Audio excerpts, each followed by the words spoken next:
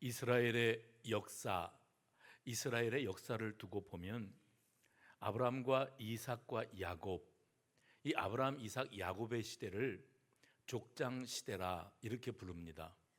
그리고 요셉이 애굽의 총리 대신이 되어서 아버지와 형제들을 애굽으로 초대하지요. 그래서 야곱이 자기의 가족들을 이끌고 요셉이 총리로 있는 애굽으로 이주에 들어갑니다. 그 애굽 기간을 430년 봅니다. 그 430년을 야곱의 가족, 이스라엘이죠. 야곱의 가족이 이스라엘 민족으로 바뀌어지는 그런 기간으로 볼 수 있습니다. 그리고 그 이스라엘 백성이 이제 이스라엘 민족이 되어서 출애굽의 역사를 이루지요. 모세의 리더십을 따라서 그들이 홍해바다 건너 광야길로 나옵니다. 그래서 광야에서 40년 세월 보냅니다.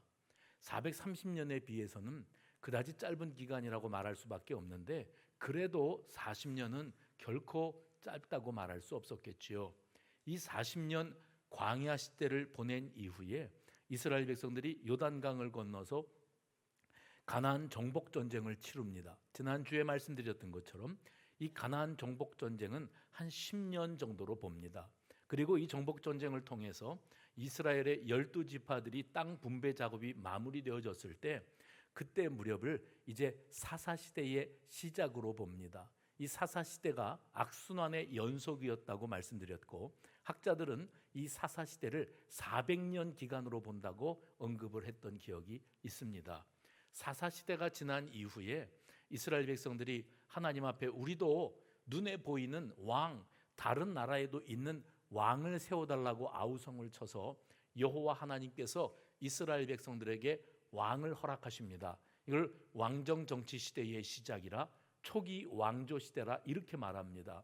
이 왕정 초기 시대에 사울 왕과 다윗과 솔로몬 이 세 왕이 대를 이어서 이스라엘의 왕으로 사역했던 기간이 있습니다.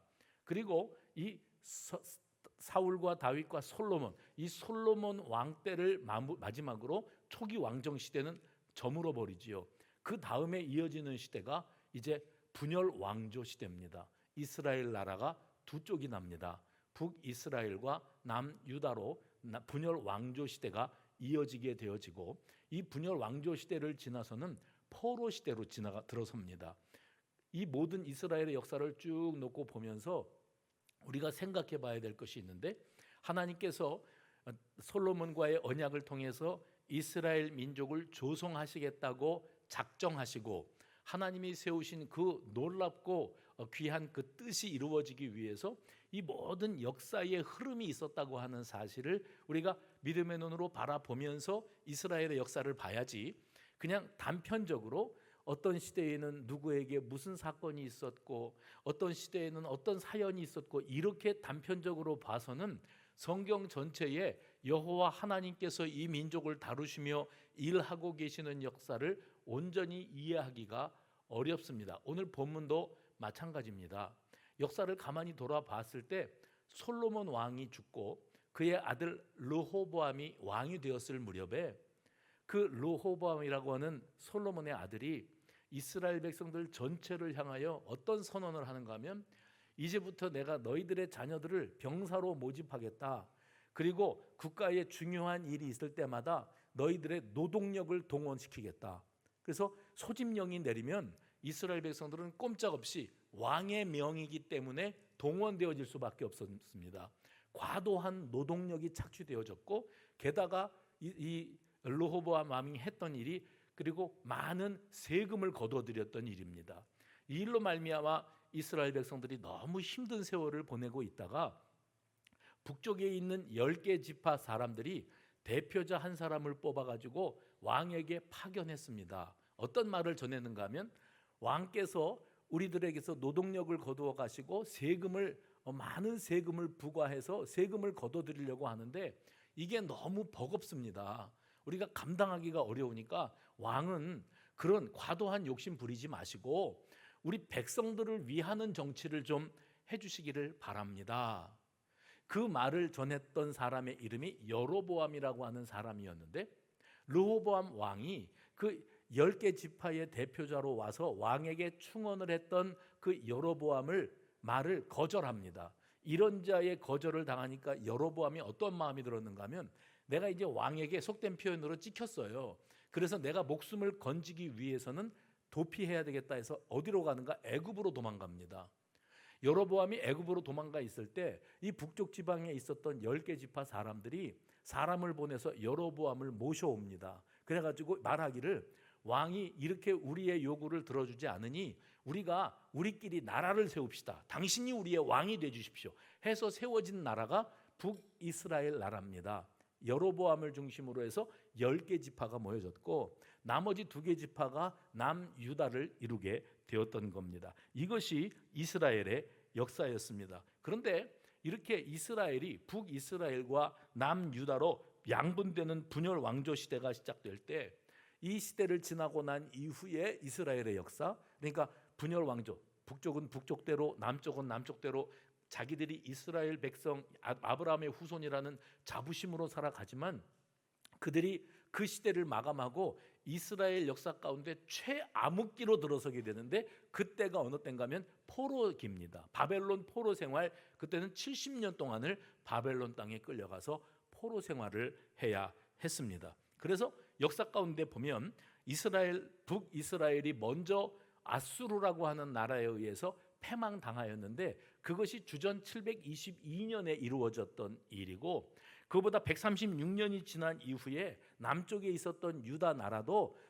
바벨론에 의해서 패망을 당하게 되어지는데 이것이 주전 586년에 이루어졌던 일입니다. 그래서 북이스라엘이 멸망하고 남유다가 멸망하기까지 136년이라는 간격이 있다는 것을 여러분이 아실 필요가 있습니다.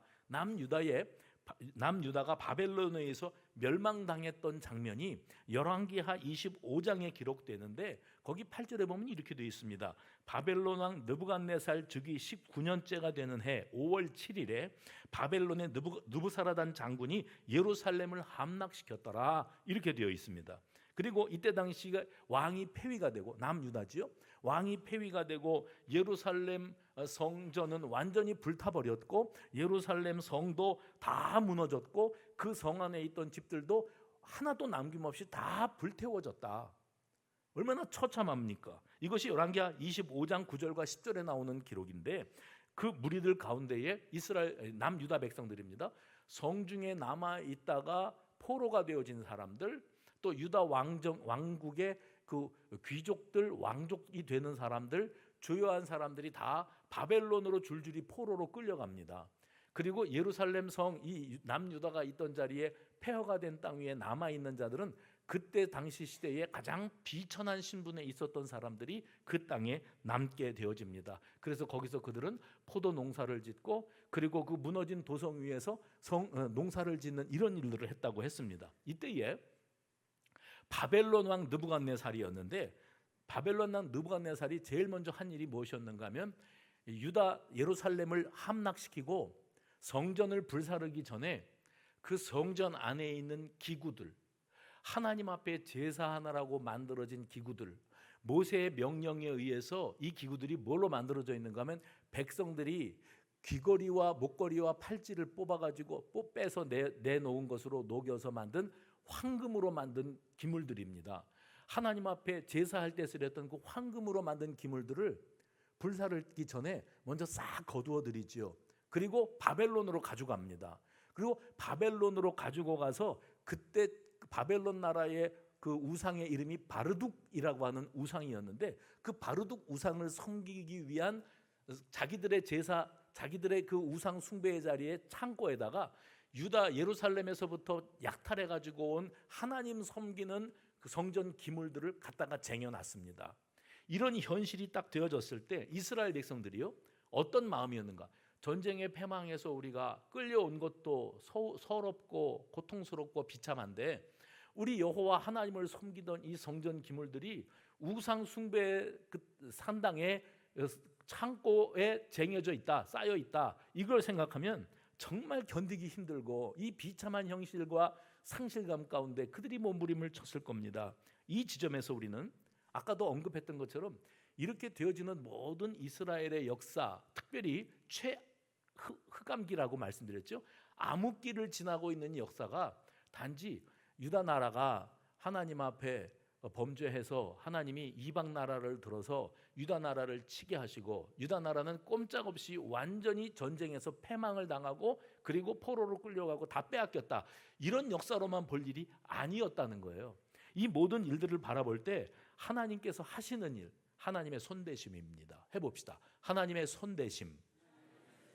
여러분, 우리 인생 가운데 이루어지는 모든 일들을 보면서 우리가 아이고 살다 보니까 별일을 다 겪네, 이런 일도 다 생기네, 어쩌다가 내가 이 지경이 되었지, 이러고 탄식만 하고 지나갈 게 아니고 이 모든 내가 지금 살아가고 있는 삶의 현실 속에 내 눈앞에 펼쳐지는 현실의 모든 것들이 다 오래전부터 여호와 하나님께서 나라고 하는 한 인생을 이 땅 위에 파견하시고 나를 살게 하시는데, 여호와 하나님이 우연히 되어지는 역사로 내 인생을 끌고 가시는 게 아니라 오묘하고 견고하고 섬세한 하나님의 섭리, 하나님의 계획, 하나님의 손대심의 역사로 우리를 지금 이 자리에 두시고 이러한 삶을 살아가게 하고 있는 줄로 믿으시기를 바랍니다. 그래서 오늘 말씀의 제목을 여기도 하나님의 뜻이 있으리라. 그건 뭐냐면 운명론적으로 받아들이는 게 아니에요. 하나님의 되는 대로 돌아가는 역사 가운데 우리를 툭 던져 놓으시고 너도 한번 살아봐 하고 두시는 역사가 아니라 각 한 사람 한 사람을, 제가 늘 그거 강조하지 않습니까? 맞춤 역사라고. 여러분은 기성복이 아니고 맞춤복 역사라고. 하나님이 그 한 사람을 위해서 놀라운 계획을 가지고 계시고, 아멘입니까? 놀라운 계획을 가지고 계시고 그것이 지금도 한치의 오차가 없이 진행되고 있다고 하는 사실을 믿으시기를 바랍니다.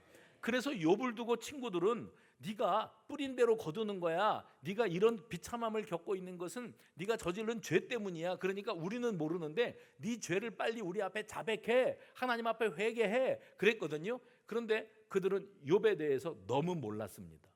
사람을 두고 그래서 우리가 함부로 말하면 안 된다고 그러는 거예요. 왜냐하면 각자가 다 삶에 하나님이 이끌어 가시는 각자의 삶의 스토리들이 있는 겁니다. 그래서 천이면 천, 만이면 만, 모든 사람들이 다 하나님의 맞춤 역사로 살아가고 있는데 그거를 우리가 알고 있는 상식과 그 기준 잣대를 갖다 들이대서 그래서 네가 오늘날 이렇게 된 것은 이것 때문이야 라고 함부로 말하는 것은 큰 잘못이라는 거예요.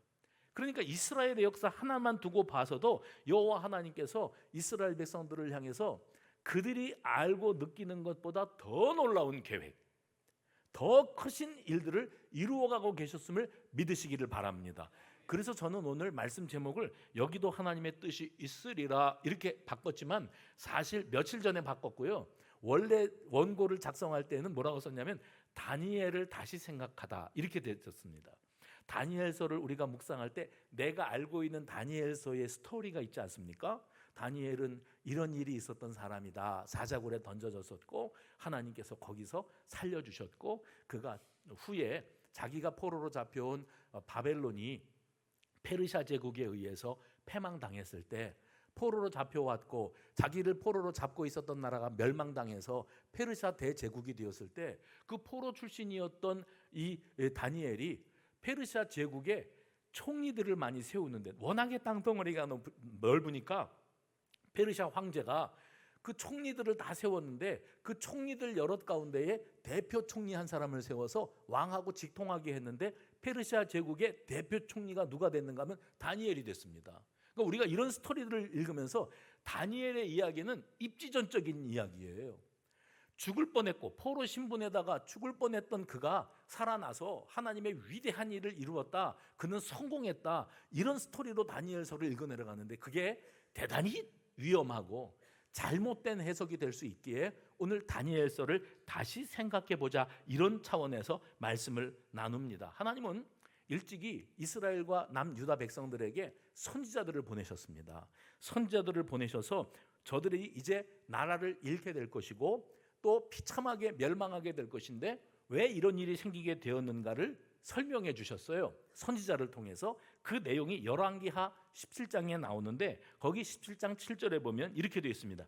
이 일이 무슨 일이에요? 이스라엘 백성들이 멸망을 당하게 되는 것은 이스라엘 자손이 자기를 애굽에서 인도하여 내사 애굽의 왕 바로의 손에서 벗어나게 하신 그 하나님 여호와께 죄를 범하고 또 다른 신들을 경외하며 9절부터 12절 이스라엘 자손이 점차로 불의를 행하여 그 하나님 여호와를 배역하여 모든 성읍의 망대로부터 견고한 성에 이르도록 산당을 세우고 모든 산 위에와 모든 푸른 나무 아래에 목상과 아세라상을 세우고 또 여호와께서 그들 앞에서 물리치신 이방 사람같이 그곳 모든 산당에서 분향하며 또 악을 행하여 여호와를 경노케 하였으며 또 우상을 섬겼으니 이는 여호와께서 그들에게 행하지 말라고 하신 말씀이라. 길지요? 줄여서 말씀드릴게요. 하지 말라는 짓만 하고 살았다는 거예요. 이스라엘 백성들이 하나님이 하지 말라는 거 가장 싫어하는 게 뭐냐면 우상 숭배입니다. 이 우상 숭배에 이방인들의 우상을 용납하고 야금야금 세상과 타협하고 용납하고 그들과 동화되어 나가는 이스라엘의 모습을 하나님이 보다 그들에게 선지자를 보내요. 너희들 계속 이러면 내가 너희들을 가만히 놔둘 수가 없어 해서 아수르에게 멸망당하고 바벨론에게 완전히 멸절당하게 되었다는 거예요. 그래서 이 성경 구조를 통해서 이스라엘 백성들이 맞게 되어지는 이 패망은 원인이 뭐냐면 자업자득입니다. 자기들이 뿌린 것을 거두고 있는 겁니다. 북이스라엘이 아수르에 멸망당하고 남유다가 바벨론에 멸망을 당한 이 사건은 그냥 이스라엘의 역사 가운데 살다 보니 우연히 찾아온 역사 이렇게만 보고 지나갈 것이 아니라 이건 하나님께서 이 백성들을 다루고 계시고 그 민족을 만드신 분이 하나님이시고 아브라함을 불러서 창세기 12장에서 그를 통해서 하늘의 별같이 번성하게 하시겠다고 약속하지 않으셨습니까? 그래서 하나님이 조성하신 이 백성들이고 나는 너희 하나님이다. 너희는 내 소유된 백성이다. 하나님이 너는 내 거야. 그리고 너에게 하나님은 나밖에 없어 라고 딱 관계성을 설정해 놓으셨는데 이스라엘 백성들이 한눈을 팔기 시작합니다. 우상 숭배에 빠지기 시작합니다. 하나님이 주의 종들을 통해서 경고의 메시지를 들려주셨지만 그들이 조금도 요동하지 않고 계속 한눈 팝니다. 죄를 범합니다. 하나님이 결국 이방 민족을 들어서 그 이방 민족이 사랑스러우셨습니까? 그 이방 민족들이 하나님의 백성이 되었습니까? 아닙니다. 하나님이 당신의 백성을 치는 도구로 바벨론과 아수르를 들어 쓰시는 겁니다. 특별히 우리가 기억하지요. 왕정 정치가 어떻게 시작되었는가? 이스라엘 백성들이 사무엘을 통해서 하나님 앞에 하소연을 합니다.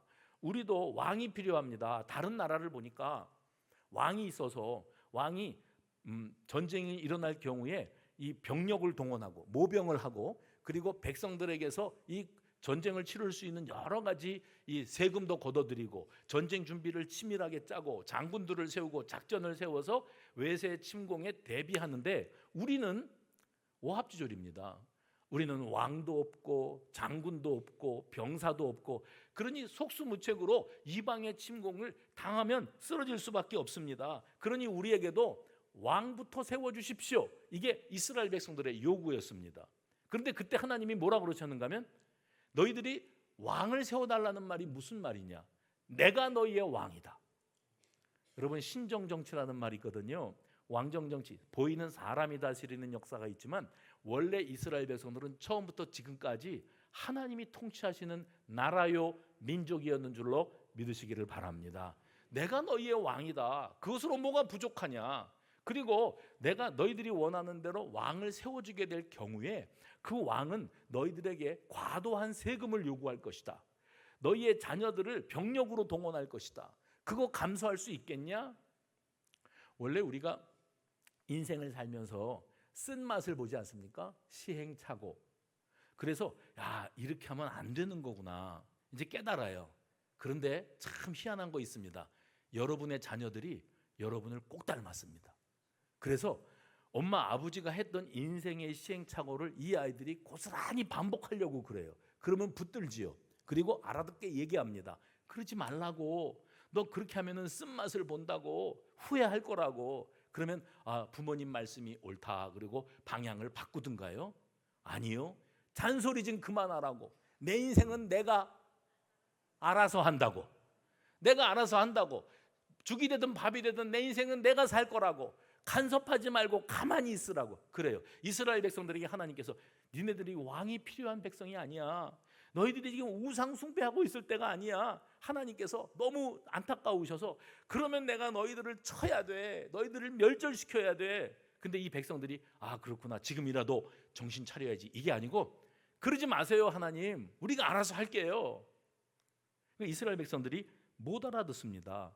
그렇게 해서 이 솔로몬 왕 때부터 시작되어진 이 우상 숭배가 끝으로 달리는데, 솔로몬 왕 이후에 북이스라엘과 남유다로 아까 언급해드렸던 그 사연으로 말미암아 이스라엘이 분열 왕조 시대에 들어서게 되는 겁니다. 결국 우상 숭배의 죄악으로 말미암아 하나님께서 당신의 백성인 이스라엘을 이방 민족의 손에 넘겨버리시고 그들을 완전히 멸절시키기 하실 수밖에 없었다는 거예요. 그러니까 이스라엘의 멸망은, 그러니까 나라가 힘이 없고 또 지도자가 부족하고 여러 가지 문제가 있어서 하나님께서 이스라엘 백성들을 이렇게 고통 가운데 넘어가게 하셨다, 이렇게 우연히 이루어지는 역사의 결과물로 남유다의 패망을 바라볼서는 안 된다는 거예요. 그 속에는 다시금 내가 너희들의 유일한 왕이다, 인간 왕을 세워달라 그래서 인간 왕의 통치를 받아봤지, 그래 너희가 그래서 좋은 길로 갔냐? 그들이 용납한 우상 숭배로 너희들이 다 나를 떠나고 그리고 변질되지 아니하였더냐 하면서 내가 다시 너희를 다스리겠다, 내가 진정한 너희의 왕이라고 하는 사실을 너희로 뼛속 깊이 깨닫게 만들어 주고야 말겠다 하는 역사가 남유다 북이스라엘이 패망을 당하는 역사였습니다. 이것이 바벨론에 의해서 유다가 멸망당하게 되어지는 과정을 바라보는 새로운 관점입니다. 게다가 여러분, 이스라엘 백성들이 왜 굳이 바벨론은 갈대아 땅 이렇게 부르거든요. 바벨론 갈대아 땅으로 굳이 강제 이주되어야 했을까? 그냥 우리가 생각했을 때 바벨론 사람들이 남유다를 멸절시킬 때 불만 살고 불 사르고 다 태워버리고 약탈해가는 것으로 끝나는 게 아니라 남유다 사람들을 씨를 말려버리는 거예요. 남김없이 다 죽여버렸어야 되는 일인데 그렇게 하지 아니하고 도대체 무슨 생각으로 그들을 바벨론 땅으로 끌고 갔을까? 그리고 바벨론 땅에서 자기들과 동화되어지게 만들기를 원했을까? 이것을 생각해 봐야 되는데, 여러분 이런 관점이 있습니다. 그건 무슨 말인가 하면 이 갈대아 땅, 이 땅은 바벨론이라고 부르잖아요. 바벨론 그러면 여러분 창세기에서 들려졌던 바벨탑, 이 바벨탑 사건이 있었던 장소가 이 바벨론입니다. 그리고 이 바벨탑 사건이 있던 이 장소를 우리는 흔히 갈대아 땅이라고 부른다 그랬는데, 갈대아 땅이라는 이름은 여러분이 언제 들어보셨는가 하면 아브람, 하나님께서 이스라엘 민족을 조성하실 때 그 조상으로 불러 세우신 창세기 12장의 그 아브람이 어디에서부터 출발했는가? 그의 고향이 갈대아 우르였습니다. 바벨론이었다는 거예요. 그 갈대아 우르에서 아버지와 더불어 하란이라고 하는 중간 장소까지 이주해 갔다가 거기에서 하나님의 소명을 받고 그는 이제 자기 가족들과 함께 가나안 땅으로 이주해 갔다가 기근이 들어서 애굽으로 갔다가 다시 돌아왔다가 이런 역사가 창세기에 쭉 이어지지 않습니까? 그러므로 하나님이 이스라엘 민족의 조상인 아브람, 그 아브라함의 출발지였던 갈대아, 그 갈대아는 바벨론 지경인데 그 바벨론 지경으로 하필이면 그 바벨론 사람들에게 멸망을 당하고 그 땅으로 포로로 잡혀가게 하셨을까? 하나님이 굳이 아브라함의 본향인 바벨론으로 이스라엘 백성들을 데려다가 놓으시는 데는 무슨 뜻이 있었을까? 하나님이 이루기를 원하시는 새로운 출발, 새로운 역사가 시작되기를 원하셨다고 이렇게 해석하는 이들도 있습니다. 이런 차원에서 바벨론 왕 느부갓네살에 의해서 바벨론의 포로로 끌려온 이들 가운데에는 패배주의, 현실 안주, 그리고 좌절감과 탄식, 이걸로 세월을 보내는 사람들이 태반이었다면 그 가운데 몇몇 사람들은 어떤 생각을 했는가 하면 우리 조상 아브라함의 출발지고 사실 우리 민족은 여기 이 갈대아 땅 바벨론에서부터 출발한 민족이다. 우리 조상의 고향 땅이다. 하나님이 우리를 여기다가 데려다 놓으셨는데 좀 멋들어지게 귀환하게 하시는 게 아니라 비참하게 포로로 끌려오게 하셨지만 이 땅 위에 데려다 놓으신 데에는 하나님의 놀라운 손대심과 숨겨진 계획이 분명히 있으리라.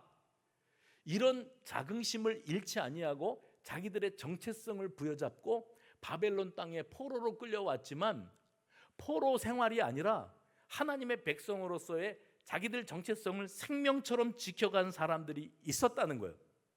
극소수의 귀족의 자제들 또 왕족의 후손들이 그런 생각을 했다는 겁니다. 그러니까 바벨론 땅에는 내가 육신으로 끌려져 왔지만 여기에 와 있어. 내가 어디에서 어떻게 살아도 나는 여전히 하나님의 소유된 백성이다.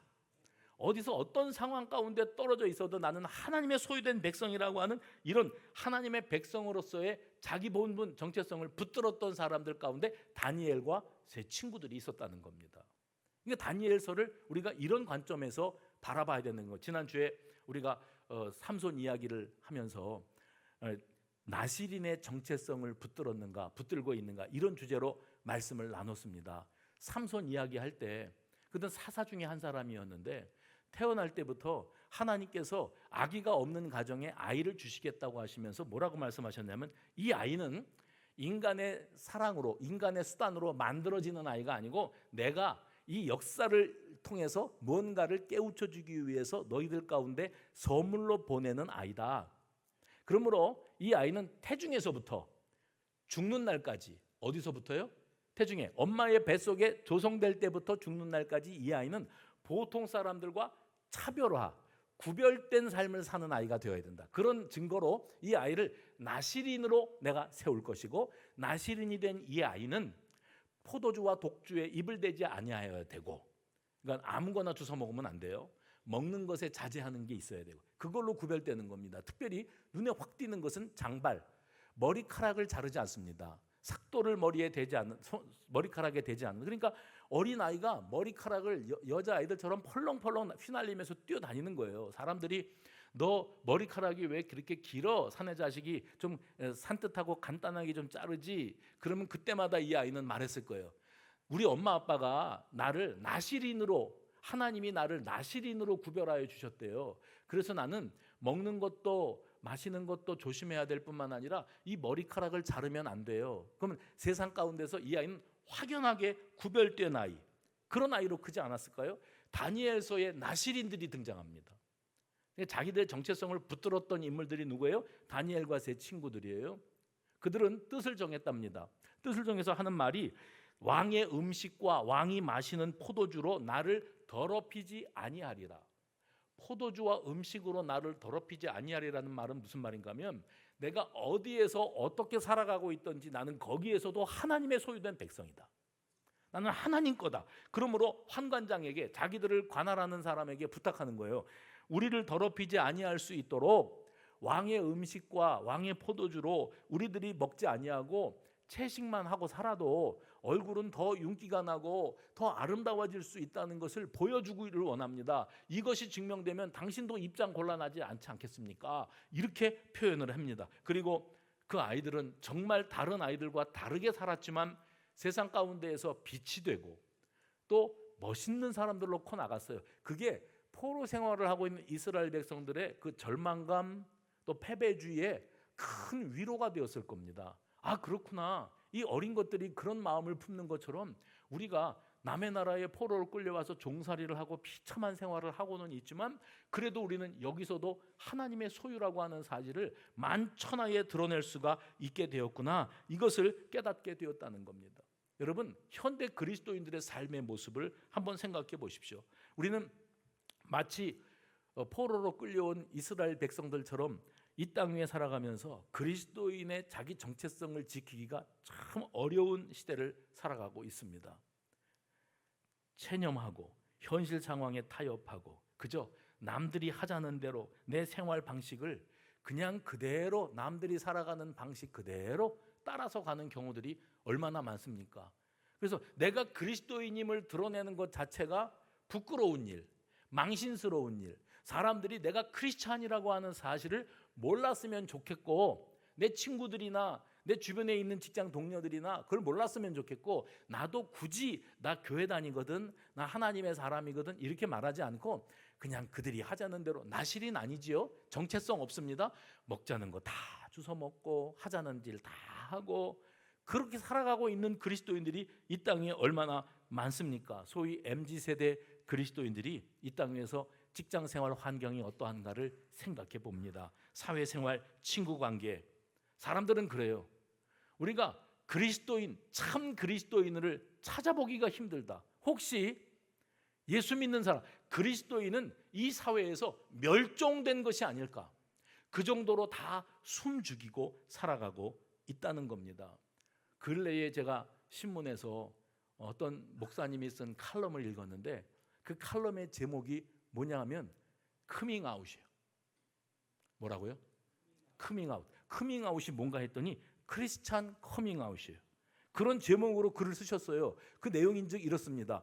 요즘같이 반교회적인 사회 분위기 속에서 자신이 속한 공동체에서 스스로 크리스찬임을 드러낼 수 있다는 것 자체가 대단한 용기와 큰 믿음의 소유자라고 말할 수밖에 없다. 그러면서 이분이 왜 오늘날 그리스도인들이 세상 속에서 자기 정체성을 내 나실인이 되었다, 내 하나님의 소유된 백성이다 라고 하는 사실을 드러내는 것이 부끄러운 일이 되었을까?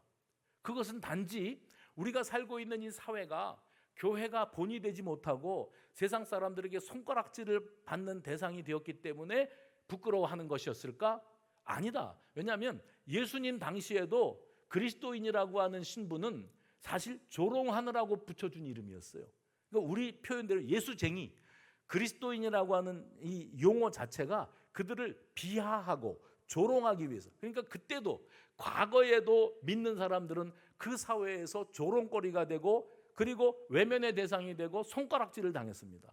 지금 그렇고요. 앞으로도 그럴 겁니다. 그러면 우리가 그리스도인으로 어떤 시대를 살고 있기 때문에 문제가 아니고, 어떤 시대를 살아가고 있다 할지라도 배척의 대상이 되고 외면의 대상이 되고, 그리고 나 스스로가 세상 가운데서 내가 그리스도인 되었음을 자부하지 못하고 부끄럽게 여기는 이런 사회를 살아갈 수밖에 없다면, 과거에도 현재도 미래도 그렇다면 둘 중에 하나입니다. 내가 그것이 껄끄러고 부끄러워서 불편해하고 숨기고 살 것이냐, 그리스도인임을, 아니면 당당하게 자랑스럽게 아멘이라도 크게 하면서 다시 하겠습니다. 당당하게 자랑스럽게 그렇게 하나님의 백성 나실인임을 공개적으로 공포하면서 나 자신이 스스로 절제, 그렇죠? 해야 할 것이 있고 하지 말아야 될 게 있습니다. 가야 할 곳이 있고 가면 안 될 곳이 있습니다. 만나도 될 사람이 있고 만나면 안 될 사람이 있습니다. 해도 될 말이 있고 하면 안 될 말이 있습니다. 왜요? 나는 크리스찬이니까. 이것으로 하나님의 백성이라고 하는 자기 자존심, 자부심을 지켜나갈 수 있는 그런 삶. 그래서 누가 봐도 그 사람은 그리스도인답다. 그리스도인답다. 왜냐하면 자기 절제가 보인다. 자기 경건의 노력을 하는 모습이 보인다. 나는 이 세상에서 크리스찬들은 멸종되었는 줄 알았는데 내 주변에 이 진짜 그리스도인 한 사람 발견했다. 이런 마을이 나올 수 있게 해야 돼요. 그래서 여러분, 내가 살고 있는 자리가 어떤 자리, 가정에서, 사회에서, 직장에서, 어디서든지 당당하게 해봅시다. 나는 그리스도인입니다. 외칠 수 있는 그런 그리스도인이 되어지시기를 간절히 소망합니다. 여러분, 한국교회 성도들이 제일 좋아하는 3대 성경 인물이 있는데, 첫 번째 사람이 오늘 우리의 주인공인 다니엘이고, 또 한 사람은 다윗이고, 또 한 사람은 요셉입니다. 그래서 요셉과 다윗과 다니엘을 왜 한국 성도들이 그렇게 좋아하는가 했더니 공통점이 있어요. 이 사람들은 입지전적인 인물들입니다. 고생을 말도 못하게 했거든요. 그래서 죽을 징의 고생 가운데 처하여 있다가 하나님의 극적인 도우심이 있었고, 그로 말미암아 입지전적인 인물로 출세가도를 달립니다. 다윗은 왕이 됐고, 요셉은 국무총리가 됐고, 다니엘은 페르시아 제국의 3대 총리 가운데 대표 총리가 되었습니다. 그러니까 우리가 생각할 때에 그 어려움 가운데서 위경을 넘기고 고생하더니 결국에는 그렇게 성공했구나, 잘 됐구나, 출세했구나. 그래서 말씀을 우리가 나누면서 주의 종들이 여기에서, 그러므로 여러분, 우리도 잘 인내하고 하나님 앞에 믿음으로 나가면 결국 하나님이 우리를 다윗처럼, 요셉처럼, 다니엘처럼 그렇게 회복시키시고 우뚝 세워 주실 줄로 믿습니다 하면 그냥 성도들이 은혜가 돼가지고 내가 이제 총리 될 것 같은 거예요. 아멘 아멘 이런단 말이죠. 그게 옛날 다니엘서를 묵상하던 시선이었습니다. 특별히 사회적인 신분 상승이나 권력을 쟁취하거나 부자가 된다고 하는 것은 그들의 믿음이 그들을 성공으로 이끌었다고 하는 결론으로 쉽게 연결되면서 우리도 그들처럼 되기를 꿈꿔 오느라고 나도 다윗처럼, 나도 다니엘처럼, 요셉처럼 우리 자식들도 그렇게 그러고 살지 않았습니까? 다니엘 역시 신앙생활을 좀 했다고 하는 분들은 어떤 이미지를 가지고 있는가 하면 기도 응답의 인물이에요. 그렇죠? 뜻을 정하여 예루살렘으로 향하여 난 창을 열고 정시에 하나님 앞에 기도했고 사자굴에 들어가서도 하나님께서 그들과 동행하시고 붙드심으로 사자들의 입을 막으시고 멀쩡하게 살아서 살아나왔고 그는 결국 크게 성공했다, 출세했다. 우리는 불굴의 신앙, 기도 응답의 사람으로 다니엘을 생각했고 그것이 성공의 아이콘이 되었습니다. 그런데 여러분, 다니엘서를 다시 묵상해 보면 사자굴에서 기도로 위기를 돌파했던 다니엘, 페르시아 제국의 3명의 총리 대신 가운데 대표 총리가 되었던 다니엘은 사실 큰 의미가 없습니다. 그게 포인트가 아닙니다. 그렇게 되어야 된다고 말하고 싶어서 그 장면이 성경에 있는 게 아닙니다. 요셉도 다윗도 다니엘도 공통점이 뭔지 아십니까? 그들은, 잘 들으세요, 우리가 그들을 그렇게 좋아하고 흠모하지만 원래 당사자들은 애초부터 총리가 되고 싶었던 적이 없고 왕이 될 거라고 기대해 본 적도 없는 사람들이에요. 거기에 초점이 있지 않습니다. 왕이 되고 싶었고 출세하고 싶었던 사람들이 아니고, 그러니까 총리가 되어도 잘난 척할 필요가 없어요. 내가 원래 이거 되고 싶었던, 왕이 되었다고 큰 소리치고 잘난 척할 필요가 없어요. 그거 되고 싶었던 사람이 아닙니다. 그들은 하나님이 주시는 어떤 콩고물에도 관심이 없었던 사람들이에요. 그리고 오직 그들의 관심은 하나님뿐이었어요. 총리 되고 왕 되는 것보다 하나님이 나의 주인 되시는 것 자체가 그들의 삶의 유일한 목적이었고 보람이었고 기쁨이었고 존재의 이유였는 줄로 믿으시기를 바랍니다. 그래서 풀무불 속에서도, 사자굴에 던져지는 가운데에서도, 여러분 생각해 보세요. 풀무불 속에 다니엘의 3 친구가 풀무불 속에 던져지기 전에, 풀무불 속에 떨어지기 전에 그거 있어야 되잖아요. 잠깐!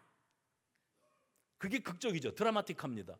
다니엘이 사자굴에 떨어지기 전에 잠깐 이게 있어야 돼요. 근데 아닙니다. 그냥 풀무불 속에 던지워집니다. 사자굴에 속절없이 떨어집니다. 그건 뭘 뜻하는가? 그대로 던져지는 상황 속에서 등 떠밀려 역사의 흐름 가운데서 내가 이 상황에 떨어질 수밖에 없지만 저와 여러분은 다니엘이 했던 한마디를 놓치면 안 됩니다. 그게 뭔지 아십니까? 그리 아니하실지라도.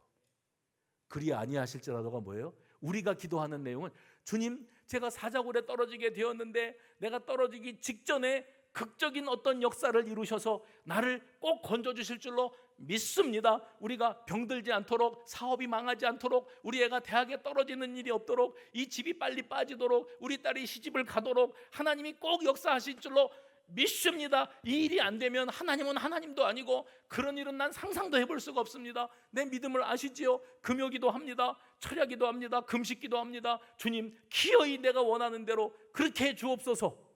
그게 우리 수준이면, 다니엘은 뭐라 그랬는가 하면 그리 아니하실지, 하나님 그리 아니하셨어요. 사자굴에 그냥 뚝 떨어뜨리셨어요. 친구들을 풀무불에 던지셨어요.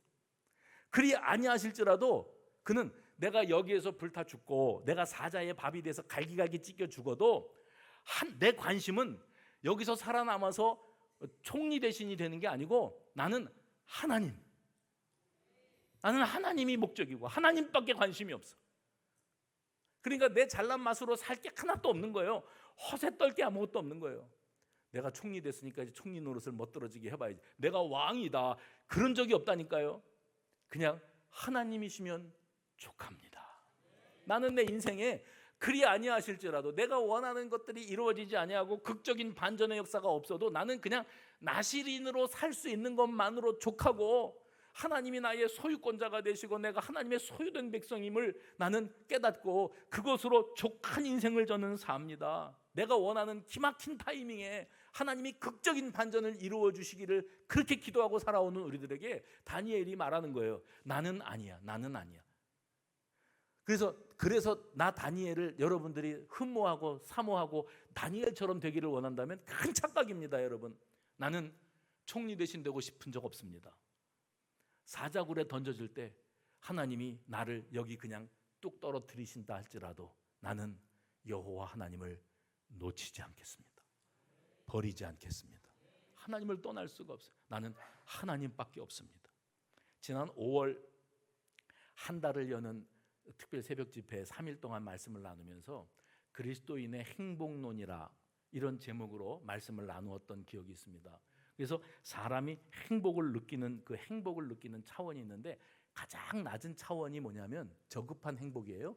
가장 낮은 차원은 인스턴트 행복.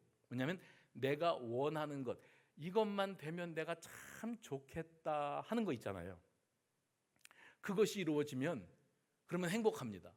가장 낮은 차원의 행복인데 배고픈 사람이 배가 고파 죽겠어요. 그래서 이 허기짐 속에서 허덕이고 있다가 먹을 게 눈앞에 보여요. 그래서 허겁지겁 먹습니다. 그 다음에 포만감, 만족감. 아, 먹으니까 행복하다. 행복하지요? 또 배고파져요. 그러면 또 불행해지는 거예요. 그게 1차원적인 행복입니다. 근데 두 번째 행복이 있는데 그 이상의 것이 뭐냐면 관계를 통해서 누리는 행복입니다. 여러분, 사람이 자기가 원하는 것을 얻어서 행복한 것에 관해서 이런 유명한 이야기가 있지 않습니까? 여러분이 지금 간절히 원하는 기도 제목이 있잖아요. 그것이 이루어지면 행복하겠죠. 그런데 또 다른 간절한 것이 또 생기게 마련 아닙니까? 우리가 그런 인생을 살아가고 있는 겁니다.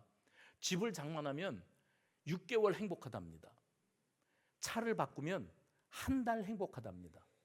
핸드폰을 바꾸면 일주일 행복하답니다. 그 다음에는 더 좋은 거 사야지요.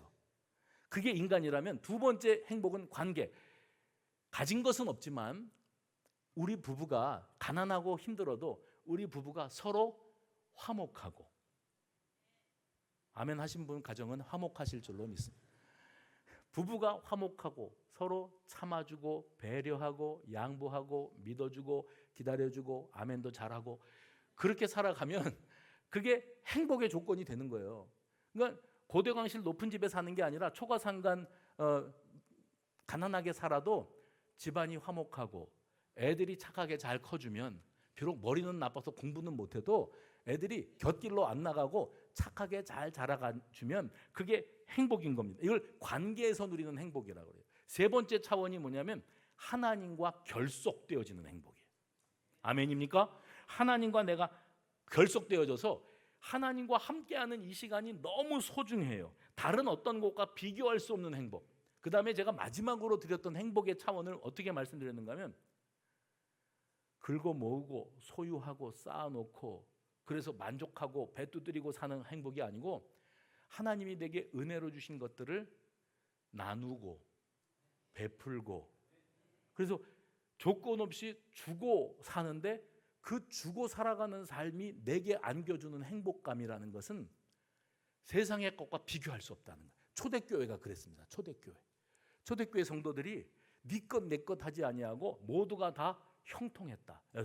유무상통했다. 그게 무슨 뜻인가 하면 주는 사람은 주면서 행복했고 받는 사람은 구제 대상이 돼서 부끄럽고 자존심 상하는 게 아니라 받으면서 행복했고 주면서 행복했고 우리 장로님 기도하셨지만 단기 선교 다녀오시면서 누군가에게 그런 소리를 하셨다는 소리가 제 귀에 들어왔는데 무슨 말씀을 하셨다 그러는가 하면 내가 이때까지 살아온 한평생 가운데 이번에 열흘 넘게 몰도바 땅에 갔다 온 요 기간이 내 인생에서 가장 행복한 시간이었다 그랬대요.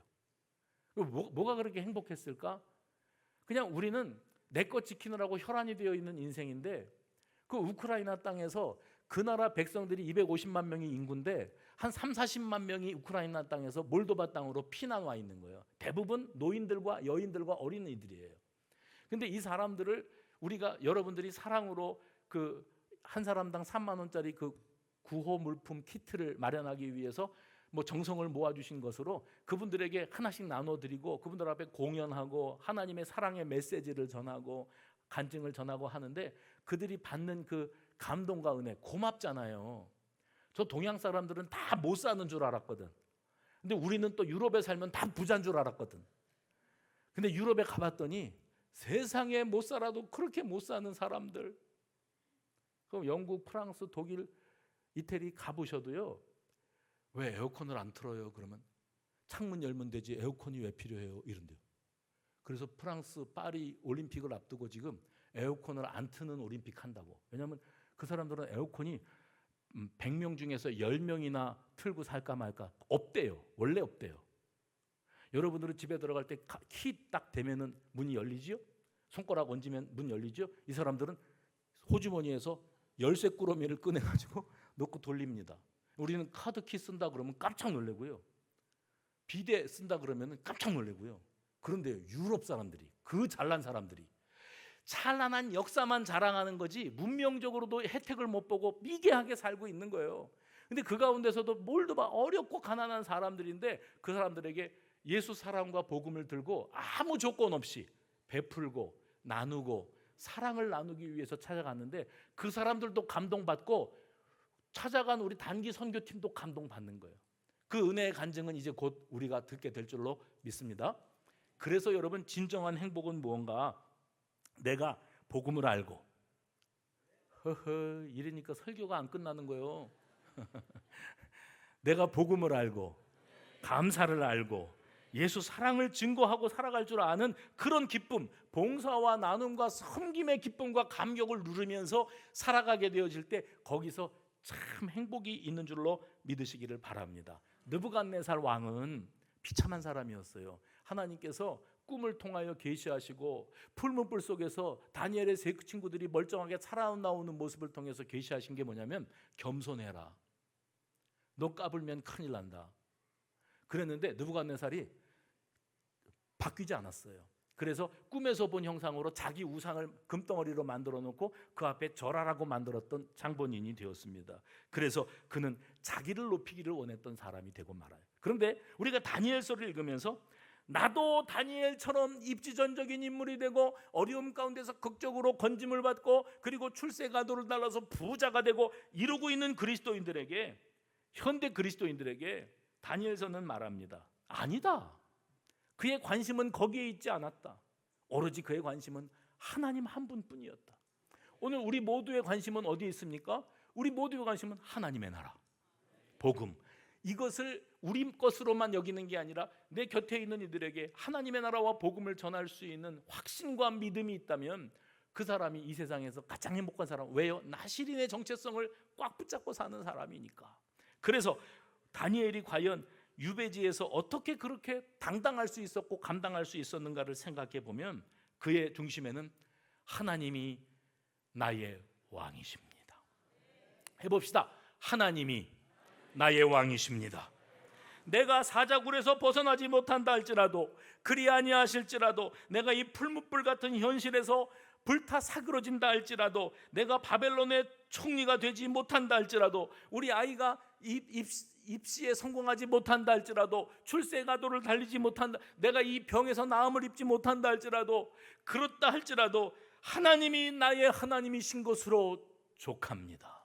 하나님은 나의 왕이십니다. 이게 다니엘의 고백이었고요. 아주 똑같은 고백을 누가 했는 줄 아세요? 여러분이 그렇게 좋아하는 다윗이 했어요. 여호와는 나의 목자시니 내게 부족함이 없습니다.